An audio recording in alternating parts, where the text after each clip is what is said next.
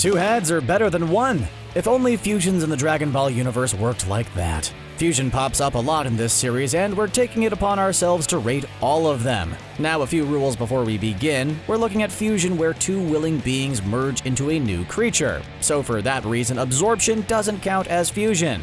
So Cell and Baby are off the list. Let's get started.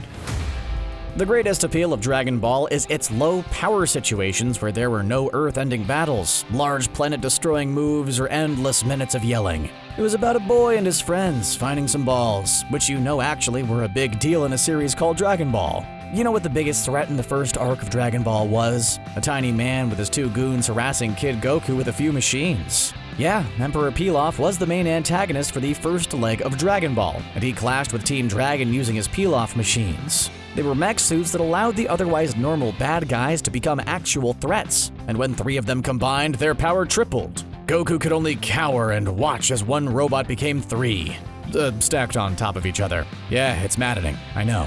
It's unlimited power. So yeah, it's pretty obvious that this is the weakest fusion I could find that counted. A well-placed Kamehameha destroyed one or two of these dime store mechs. Heck, the only thing that these mechs had over Goku was that they could fly, and even then, he could hit them with his extendo staff. Our next entry technically has a power level, but he never engages in direct combat. Old Kai is a fusion between Elder Kai and an Old Witch. An obscenely long time ago, an Old Witch snuck into the realm of the Kais and snuck up on young Elder Kai, confusing name I know, and took one of his Potara earrings. This caused the two to fuse into the Old Kai we know today. During his lifetime, Old Kai got into an argument with the God of Destruction and was sealed away into the Z-Sword. We later found out that this God of Destruction was none other than Lord Beerus. Old Kai may not be physically strong, after all a simple ki blast from Goku was enough to knock him out, but he does have millions of years worth of knowledge, and is a valuable mentor to Gohan, Goku, and indeed the rest of the Kais during the Buu saga. He was the one who brought out Gohan's latent potential, and gave Goku the Potara earrings that would lead him to fuse with Vegeta. While he may just be a frail old man, Old Kai shows us that brains can overcome brawn. Now let's move on to a Kai that actually knows how to throw a punch or two. Kibito Kai is the Potara fusion between Kibito and Shin. The fused Kai takes on the physical attributes of both Kais, but retains Shin's voice instead of it being kind of altered, mixed with both like the other fusions. You mean I'm stuck this way? To Kibito Kai's shock, however, their fusion is permanent, which really sucks when you think about it. They only wanted to demonstrate the power of Potara fusion and really only did it on a whim. Apparently when Kais fuse, it's for good. Or so they thought, however. In Dragon Ball Super, the two finally got to split using the Namekian Dragon Balls. I wonder why Old Kai doesn't do the same. Like I stated before, however, this Kai has some fight in him. Both Shin and Kibito have fought Buu before and barely made it out alive. As Kibito Kai, he is much stronger than the sum of his parts. Still, Old Kai forbids Kibito Kai from fighting Super Buu with Goku. Kibito Kai doesn't fight much, but he would be more than a match compared to Old Kai. We won't be seeing many other Kai fusions for quite a while on this list. Our next powerful fusion is actually a bad guy. Akka is a fusion between Abo and Kado, two soldiers in the Frieza Force. They're just low-level grunts and appear in the special Yo! Son Goku and his friends return! According to Vegeta, Abo and Kado are similar to the Ginyu Force in terms of strength. But considering this is Dragon Ball Super, that doesn't really say much. Abo and Kado appear when Tarbal, Vegeta's estranged brother, imagine that bombshell, comes to him for aid. Trunks and Goten kick the two Frieza grunts around before the two get serious. They fuse into Akka, a big, beefy, purple alien. Not wanting to be upstaged, the two Half-Saiyans fuse into Gotenks to take him on. Their fight is pretty short-lived because as soon as Akka was showing just a smidge of actual power, Vegeta and Goku step in to finish him off. While he has no problem stealing a victory from his own son, Goku doesn't kill Abo and Kado, but instead they attempt to make amends and join in a banquet. This is all well and good, but I think Akka's powers and character are overshadowed by the fact Vegeta has a brother, and we're only just now hearing about it. Halfway between absorption and fusion, there is Namekian fusion. Mechanically speaking, it is similar to the Pilaf machines combining, where multiple of the same kind of being combines their powers to one being willingly. But the primary has their identity remain intact. With Namekian fusion, one chooses to be part of the host body and lends their power to them. So it's more accurate to call it Namekian assimilation, but that has some negative connotations. We see Piccolo use this technique twice in Dragon Ball Z. He first absorbs a dying nail, and then with his new power he's able to go handle himself against Frieza, at least for a little while. Piccolo would do this again when facing the androids. He fuses with Kami and is strong enough to hold his own against Android 17.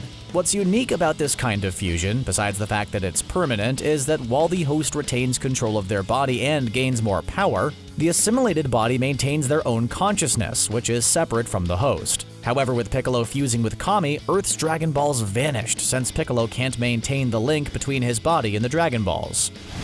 And here we are, the halfway point. It's here where we begin to see some real serious power behind the fusions. And who better to start with than the first successful fusion dance fusion in the Dragon Ball series, Gotenks. As stated before, this is a fusion of Gohan and Trunks. They fused in the Majin Buu saga in response to the Earth's desperate need for powerful fighters. At this point in the series, Buu had already defeated Gohan and Vegeta. Desperate times called for desperate measures. While a fusion is normally more powerful than the sum of its parts, Gotenks is significantly more powerful than either Trunks or Goten. When the two are properly fused together, Gotenks is capable of going Super Saiyan 2 and even 3, a feat neither Saiyan can do on their own.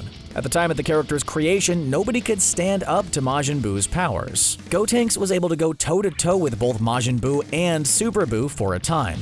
Gotenks is a serious powerhouse, but he comes up short in more ways than one. For starters, his cocky attitude can get the better of him in a fight, and given his lack of experience compared to the other fighters, it's often undeserved arrogance. Where did Trunks and Goten learn the fusion dance? Well, they got it from watching their dads. Well, technically, Piccolo and Goku showed them the dance first, you get the idea though. Gogeta is a result of a fusion dance between Goku and Vegeta. There are a lot of similarities between Gogeta and Vegito, but the main difference is that Vegito is made with Potara fusion and is regarded as the stronger of the two. Gogeta was first introduced in GT, believe it or not. Gogeta was made when Super Saiyan 4 was a thing, and the two fused to take on Omega Shenron. They fused to make Super Saiyan 4 Gogeta and take on Omega Shenron. The character was finally reintroduced to the canon when he appeared in Dragon Ball Super Broly. Although since the fusion dance was already canon, I guess that means Gogeta already technically was? Nonetheless, Gogeta possesses all the techniques Vegeta and Goku know, which includes going Super Saiyan Blue.